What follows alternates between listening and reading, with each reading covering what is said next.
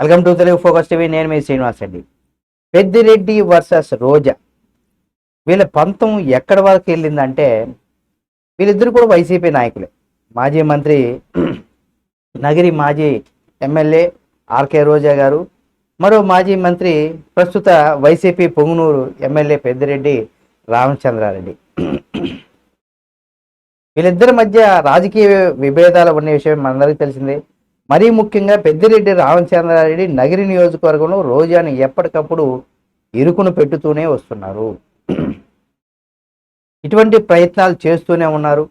YCP అధికారంలో ఉన్నప్పుడు నగిరి మాజీ మున్సిపల్ చైర్పర్సన్ దంపతులు ఇలా కేజే కుమార్ అలాగే కుటుంబాన్ని పెద్దిరెడ్డి రాజకీయంగా బాగా ప్రోత్సహిస్తూ వచ్చారు.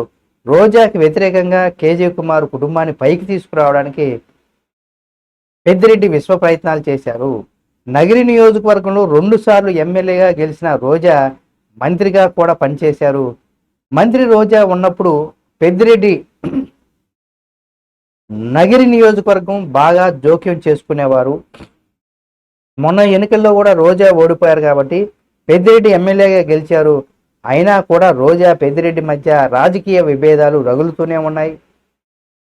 తాజాగా పెద్దిరెడ్డి నగిరి టీడీపీ ఎమ్మెల్యే గాలి భానుప్రకాష్ సోదరుడైనటువంటి జగదీష్ నాయుడిని కూడా వైసీపీలో చేర్చుకున్నట్టు ప్రచారం జరుగుతుంది. వచ్చే ఎన్నికల్లో రోజాను పూర్తిగా పక్కన పెట్టి జగదీష్కు వైసీపీ టికెట్ ఇచ్చేలా కూడా పెద్దిరెడ్డి పావులు కదుపుతున్నట్టు తెలుస్తుంది.